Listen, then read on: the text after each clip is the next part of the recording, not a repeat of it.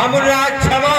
अरे हे जनक कहो क्या कारण है, ये भारी भीड़ भाई क्यों है, ये आदि भीड़ भाई क्यों है, ये आदि शोर सा कैसा जाबी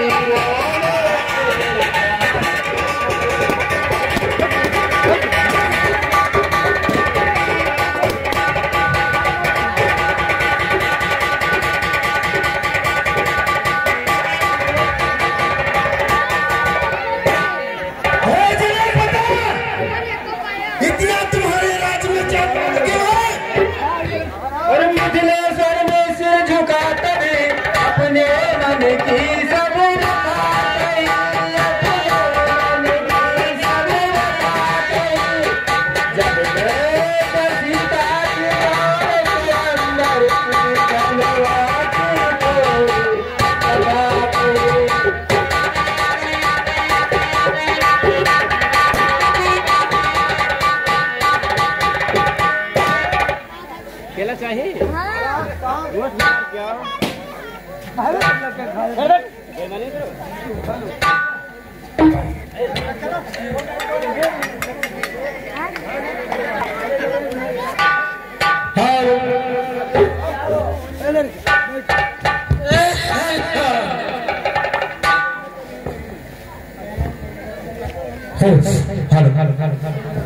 क्षमा महाराज क्षमा।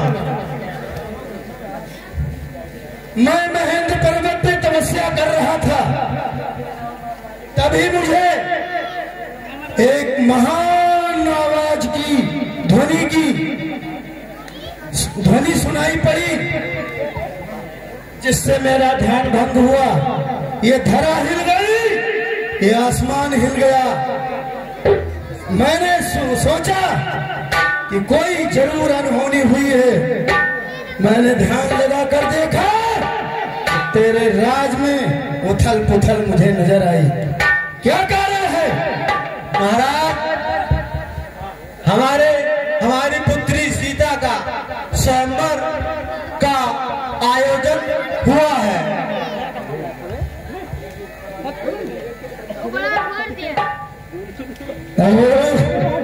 जनक, ये भगवान भोले पूजनीय धनुष किसने तोड़ डाला है? अरे वो मिथिलापति अभी ये बदला, धनुआ को किसने तोड़ा है, धनुआ को किसने तोड़ा है, और इस हरि को अंबर में सीता से किसने नाता जोड़ा है।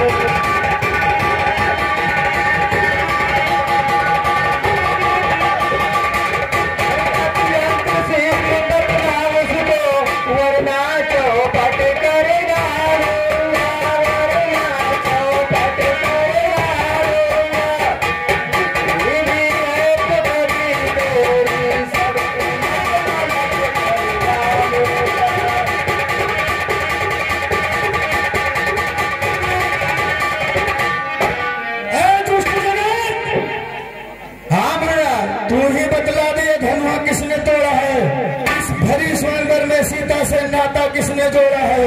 अगर उसे तत्काल बाहर निकाला नहीं तुमने, तो सारी राज को तुम्हारे में अभी पेश कर डाला। समय सभा को देखकर दुखी सिया को जान, सीधे सरल स्वभाव से बोले राम सुजान। शिव धनुष तोड़ने वाला भी कोई शिव प्यारा ही होगा,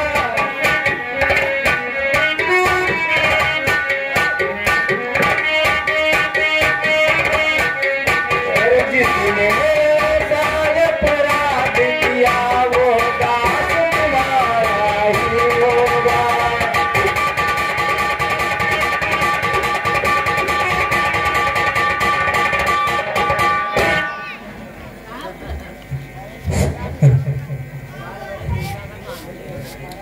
इस शिव धनुष तोड़ने वाला ही कोई शिव का ही प्यारा होगा, कोई शिव का ही प्यारा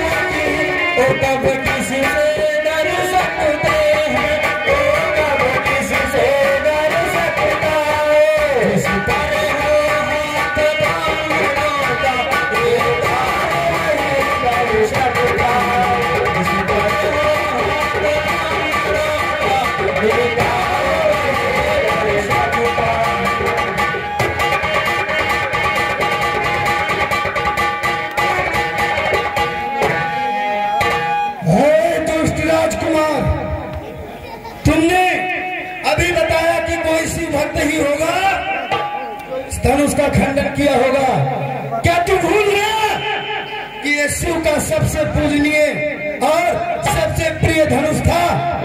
तो भला वो शिव भक्त कैसे हो सकता है जो इसे तोड़ डाले?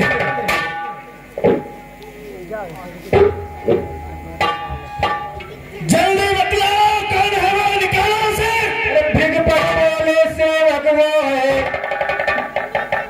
जो जिसका सेवा ही जीवन है, जो बैरी का सा काम करे वो इस पर का भोजन है।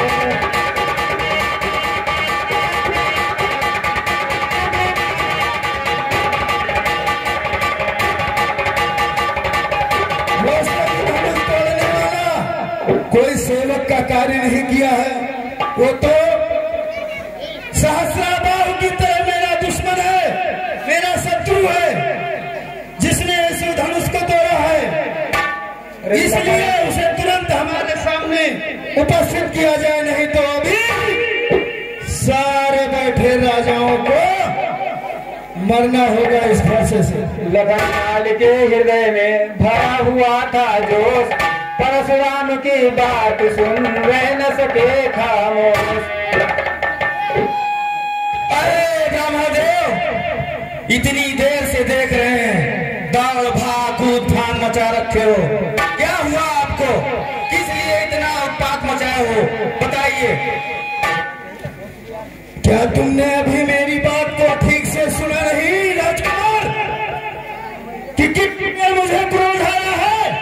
ये शिव का धनुष तोड़ने वाला मेरा सबसे बड़ा शत्रु है और उसे तुरंत मेरे सामने उपस्थित किया जाए। ये धनुष तोड़ने वाला बहुत बड़ा आपका दुश्मन है। ऐसी धनुष हम क्षत्रिय हैं, ऐसी धनुष बचपन में हम लोग कई तोड़ डाले, हमारे माता पिता कभी क्रोध ही नहीं किए। दुष्ट बालक, तुम्हें अभी ये छोटी धनुइया और महान शिव धनुष में कोई फर्क नहीं दिखता है? ये महान धनुष पूजनीय त्रिलोक विजेता का होता है और धनुइया तो बच्चे भी खेलते रहते हैं, तो क्या दोनों में अंतर ही नहीं? धनुष की पूजा करना ब्राह्मणों का कार्य है और धनुष से खेलना हम क्षत्रियों का कार्य है। तुमने मुझे भूल से केवल वेद पाठी ब्राह्मण समझ रखा है? क्या तुमने सुना नहीं कि इसी फरसे से मैंने हजारों क्षत्रियों को मौत के घाट उतारा है? जो ज्यादा मीठा होता है वो अपना नाश कराता है, मीठे गन्ने को देखो तो कोनों में तेरा जाता है।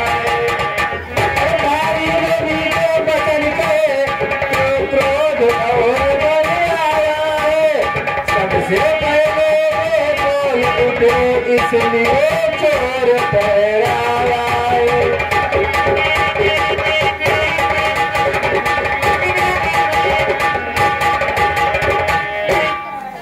अब तो आपको पता चल ही गया होगा कि ये धनुष तोड़ने वाला कौन है। अरे अच्छा अपराधी हम ही सही, हमने ही जहर निचोड़ा है, जो कुछ करना हो करे आप शिव धनुष हमें तोड़ा है।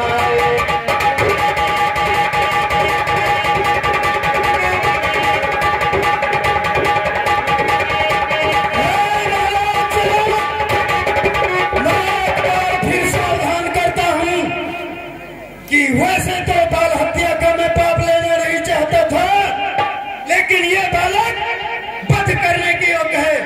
इसकी वाणी में शत्रुता के अंकुर निकल आए हैं, इसलिए ये परशुराम अपने शत्रु को कभी जीवित नहीं छोड़ता। चलो कि हम अपराधी हैं, चलिए मान लिया कि हम अपराधी हैं, जो बन सके आप करिए। मरने के लिए तैयार हो जाओ। अरे रुकिए, हम क्षत्रिय हैं, हमारे वंश में गौ हत्या, ब्राह्मण हत्या, नारी की लाज ये बहुत बड़ी विशेष बात है। आपकी तरह चिल्लाना हम भी जानते हैं, आपकी तरह डींगे मारना हम भी जानते हैं। विश्वामित्र समझा दो इसे, ये अपने माता पिता को निपुति मत बनाए, अन्यथा अब ये मेरे वार से बचेगा नहीं। अपने मुख से अपनी ही बड़ाई करना आपका धर्म है। आपने अपने मुख से बड़ाई किया, चलिए ठीक है, और भी बताइए। श्रीमान तपस्वी ब्राह्मण है, इसलिए मुझे ये कहना है, ब्राह्मण का भूषण क्रोध नहीं जो महाराज ने कहना है, रजपूतों का जो पहना जाता है, अपराध क्षमाओ मामूल चाहिए शांति ब्राह्मण को। हे मुनिराज, अगर धनुष तोड़ना कोई पाप है तो इस धनुष का खंडन हमने किया है। जो आप सजा देना चाहते हैं वो मुझको दीजिए। देखिए इन बालकों को देखिए, एक मीठी मीठी चिकनी चुपड़ी बातें करता है और दूसरा आग उगलता है। लेकिन मैं तुम्हारे इन चिकनी चुपड़ी बातों में आने वाला नहीं हूँ। मेरा क्रोध अभी शांत नहीं हुआ है। जब तक ये बालक मेरे समक्ष रहेगा मेरा क्रोध शांत नहीं होगा। यदि हम श्री महाराज हम बच्चे हैं, बच्चे ही बचपन करते हैं, बच्चे ही बचपन करते नहीं शोभा देता जो बातों को लगते।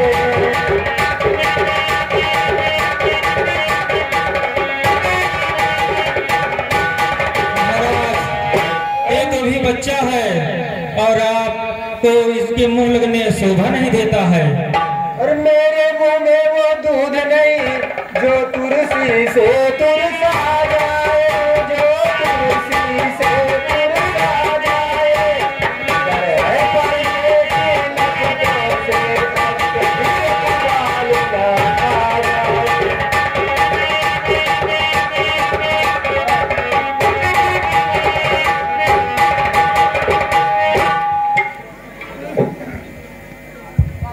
भगवान बच्चों की बोली में अनुचित या उचित न रहता है, अनुचित या उचित न रहता है, जो बन जाता है भाव, जो कुछ आगे बहता है।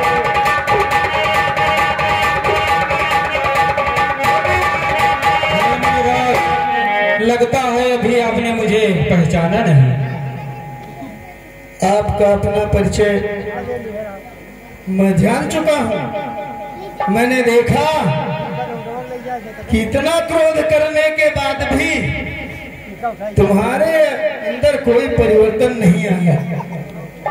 अब मुझे थोड़ा सा भान हो रहा है कि जिस समय भगवान विष्णु ने मुझे अपना धनुष दिया था तो बताया था कि इस पर जो धनुष पे जो बाण चढ़ा देगा ये वैष्णव बाण, तो समझ लेना कि हम इस धरा पे आ गए हैं। मुझे अब भी शंका बनी हुई है कि तुम वो हो या नहीं, इसलिए मेरी शंका को अवश्य शांत कीजिए।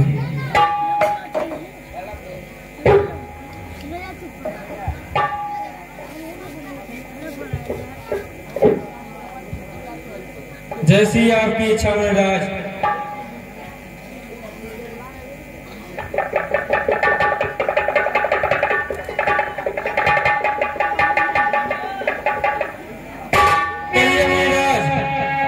अभी आपका शंका समाधान नहीं हुआ।